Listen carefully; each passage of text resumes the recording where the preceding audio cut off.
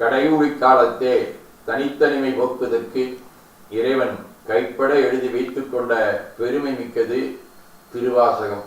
எல்லாம் வல்ல இறைவனே மணிவாசகர் சொல்ல தம்முடைய கைச்சாந்து இட்டு பெருமை சேர்த்தது திருவாசகம்.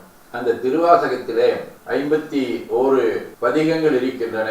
அதிலே ஒன்று திருவெம்பாவை. இந்த திருவெம்பாவை பாடிய வாயாலே கோவை பாடி அருளுக என திருக்கோவையார் பாடவும் அடிப்படையாக அமைந்தது திருவெம்பாவை.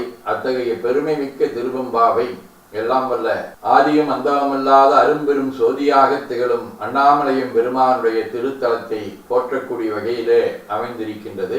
அத்தகைய திருவெம்பாவை பாடல்களை மார்கழி மாதத்திலே நாம் நாளும் ஓதி மகிழ்வது நம்முடைய பிறவி எடுத்ததனுடைய பயனாகும். திருச்சிற்றம்பலம்.